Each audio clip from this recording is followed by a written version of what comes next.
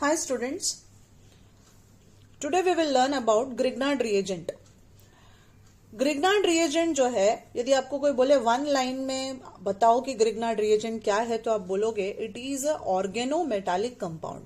अब यहाँ पे हम ऑर्गेनिक कंपाउंड लेते हैं, जैसे एक अल्काइल हैलाइड, और इस अल्काइल हैलाइड में हम मैग्नीशियम मेटल डालते हैं in the presence of dry ether. आपको पानी बिल्कुल नहीं डालना है बच्चे लोग यहाँ पे. तो हमें प्रोडक्ट मिलेगा RMgX. इस कंपाउंड को, इस जो प्रोडक्ट बना है हमारा अल्काइल मैग्नीशियम हैलाइड, इसे हम ग्रिग्नार्ड रिएजेंट बोलते हैं. राइट. तो बेसिक पहचान क्या है? मेटल डायरेक्टली कार्बन से लगा रहेगा, है ना, वैसे कंपाउंड्स को. अब यहाँ पे टेट्रा इथाइल लेड भी आ सकता है, क्योंकि वहां पे भी कार्बन डायरेक्टली लेड से लगा होता है, तो वो भी एक ऑर्गेनोमेटालिक कंपाउंड कहा जाता है. राइट. वैसे ही मान लो मैंने एग्जांपल ले लिया CH3Cl, जो कि है मेरा क्लोरोमीथेन, और मैंने डाल दिया इसमें magnesium metal in the presence of dry ether, या बोल सकते हो डाई इथाइल ईथर. तो ये मैग्नीशियम यहां पे जुड़ गया और मुझे प्रोडक्ट मिला मिथाइल मैग्नीशियम क्लोराइड. क्या बना बच्चे लोग? Methyl magnesium chloride.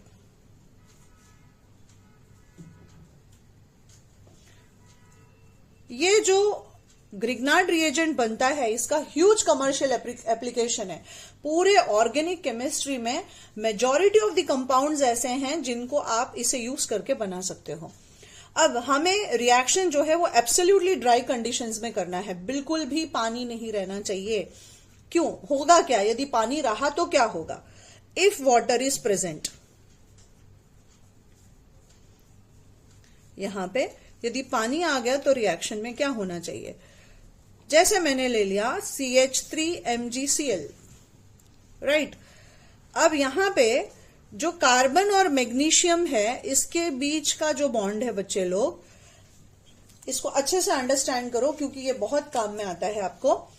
मेरा मैग्नीशियम मेटल जो है वो कौन से ग्रुप का है? ग्रुप 2 का है. और कार्बन जो है वो ग्रुप 14 का है. राइट. या 4A बोल सकते हो आप. और क्लोरीन जो है वो ग्रुप 7A का है. तो यहां मैग्नीशियम एंड क्लोरीन में जहां पे इलेक्ट्रोनेगेटिविटी डिफरेंस बहुत वास्ट है, वहां पे बॉन्ड आयनिक है. और C और Mg जहां इलेक्ट्रोनेगेटिविटी डिफरेंस कम है, वहां पे बॉन्ड जो है वो कोवेलेंट है. इतना लार्ज, इतना ऐसा कंपाउंड है आपका ग्रिग्नार्ड रिएजेंट, जहां पे पार्शियल आयनिक कैरेक्टर होता है और पार्शियल कोवेलेंट कैरेक्टर होता है. इसीलिए जब आप इस CMgCl बॉन्ड को तोड़ोगे तो बॉन्ड कौन सा टूटेगा? C और Mg के बीच का बॉन्ड टूटेगा. और यहां पे कार्बन ज्यादा नेगेटिव होने के वजह से ये पेयर ऑफ इलेक्ट्रॉन कार्बन लेके गया, तो कार्बन पे चार्ज आ गया माइनस और मैग्नीशियम पे आ गया प्लस, और आपका वाटर देता है H+ और OH माइनस. तो जो methyl with a negative charge है उसके पास क्या जाएगा बच्चे लोग? H+ जाएगा ना. तो CH3 और H मिला के बन गया CH4, और ये MgCl जिसपे चार्ज पॉजिटिव था उसके पास गया OH. तो यदि पानी प्रेजेंट रहेगा तो बन जाएगा मीथेन. हमें बनाना है ग्रिग्नार्ड, वो बनने के बजाय क्या बन जाएगा? मीथेन.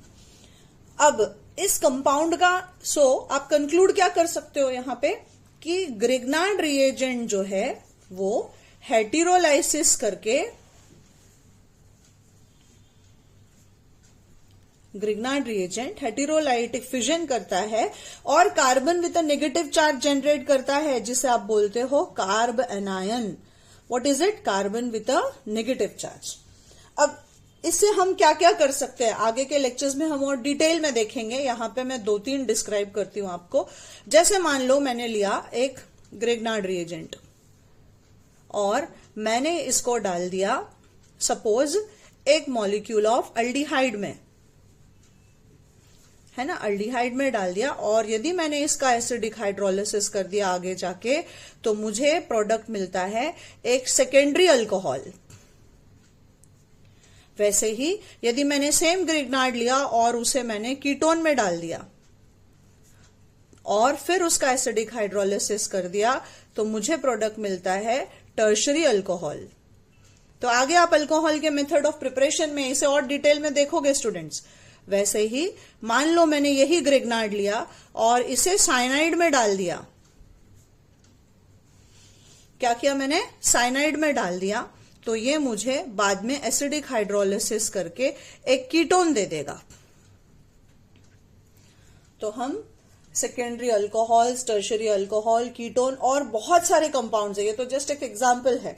ऐसे बहुत सारे कंपाउंड्स जो हैं वो हम ग्रिग्नार्ड रिएजेंट को यूज करके बना सकते हैं। इसलिए हम बोलते हैं कि ऑर्गेनिक केमिस्ट्री में ग्रिग्नार्ड रिएजेंट का ह्यूज सिंथेटिक एप्लीकेशन है।